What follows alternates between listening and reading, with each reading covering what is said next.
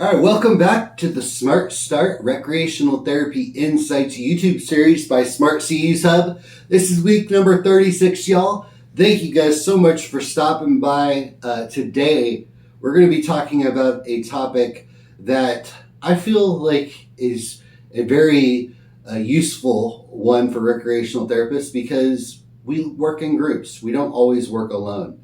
So that could be working with nurses, right? That could be working with social workers, that could be working with a variety of professionals.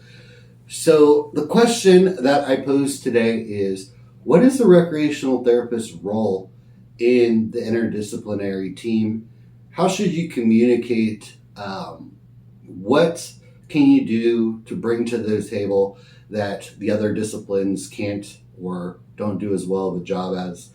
These types of things. Guys, you're going to be working with teammates and people that don't necessarily understand what a recreational therapist does. And so that is why we're doing this session here today. Okay. Whether you're working in a hospital, long-term care setting, or even in the community, your ability to work with others as part of the interdisciplinary team will demonstrate your effectiveness as a recreational therapist. All right, guys, without further ado, let's dive on in. So why does collaboration even matter? Okay, so recreation therapists rarely work alone or in isolation. We work with other people in every setting that we work in typically. We might be the only recreational therapist, and we might lead groups by ourselves that are recreational therapy specific. But at some point or another, we're going to be interacting with the other people on the team. And that could be in a meeting, right? It could be in an interdisciplinary meeting. It could be your boss who isn't a recreational therapist. It could be coworkers that you run into every single day, or asking questions about clients and what you can see that might be of benefit. Okay, so you don't work alone. And that's awesome. Okay, so collaboration ensures continuity of care and a holistic treatment. So the nurse is going to be looking at things from one perspective. The doctor is going to be looking at things from another perspective. The social worker is going to be looking at things from a different perspective. And you're going to be looking at things from a different perspective. And whoever else on the team, right? They all have their own perspectives is what I'm trying to say. So you're going to be looking at the whole person in all these different aspects and how you can best create a joint team effort treatment plan for these clients, okay? And that'll make it holistic. Does that make sense? All right. It reinforces the value of recreational therapy as part of a well-rounded team. When you know your role and you know what you bring to the team and the value that you bring, right, you reinforce this idea of how important recreation and leisure skills or using recreation and leisure as tools to improve something are in a person's life. Okay, clients benefit when all providers are aligned in goals and objectives.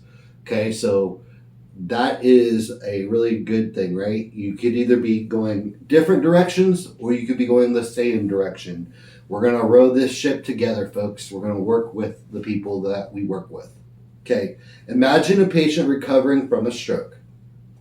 The physical therapist, the speech pathologist, the nurse, the social worker, the RT, or whoever else should all be rowing in the same direction, folks. So that analogy is really important. But that only happens if we communicate and collaborate effectively.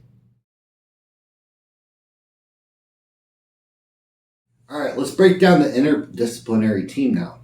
So typical team members of an interdisciplinary team could be physical therapist, occupational therapist, speech language pathologist, social worker, psychologist, nurse, case manager, social worker, and many, many more people, right? All coming at what their job is and what they're trying to do for the client from their perspective. Okay, each discipline has a unique lens, right? But collaboration helps us identify and overlap with other disciplines so that we can figure out where we can best fit in. Examples of overlapping goals: increasing mobility, right? That could be done by the physical therapist, the occupational therapist, and yourself. Okay. It could be improving socialization. That could be with the social worker, yourself, and the techs, or whoever else is there with the client on the front lines, the nurse.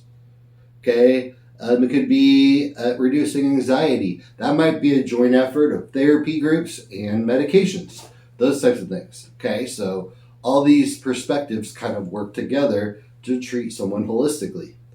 As a rec therapist, you're often the one facilitating meaningful engagement with the client. So the things that make people tick is what I like to say. What gets them up in the morning? What gets them excited? What motivates them? And figuring that out makes their treatment and their recovery that much more effective because they actually want to do it versus something they're reluctantly doing. You're going to have much better outcomes when you want to do something than when you're forced to do something.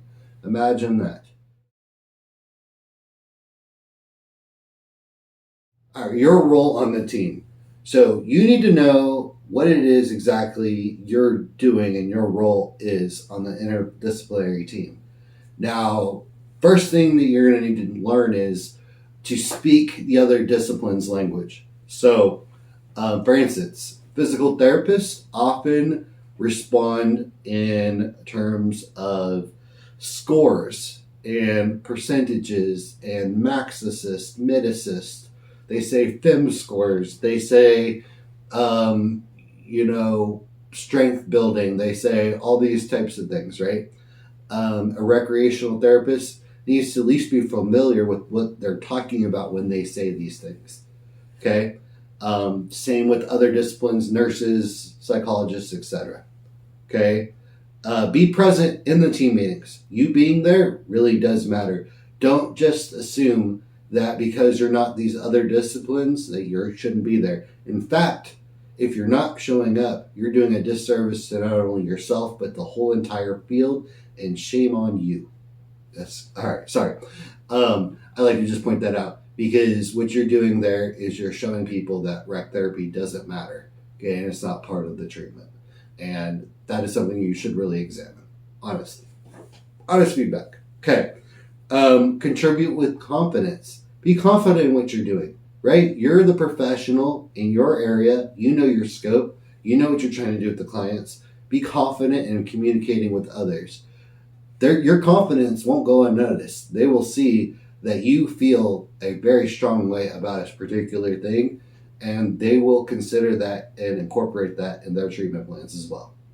Okay? Build trust by being reliable, prepared, professional, and also demonstrating that you know what you're talking about. Give the evidence of why this thing actually works. Okay? Tell the people this is why we do this thing. That we're not just wasting time just doing fun activities. We're actually trying to do something that improves some aspect of the client and whatever they came into the hospital or long-term care facility or whatever else to have done. Okay? You don't need to be the loudest voice in the room. You can be quiet, observe, listen, show respect. Okay? But, to have impact. Okay? But you do need to consistently show up. You need to communicate clearly and have confidence. And back up your goals and outcomes. Let them know why it is you're doing what you're doing or why you suggest the thing you're doing. That'll help them to know that you actually do know what you're talking about and you should be trusted. All right, some common challenges and how to address them.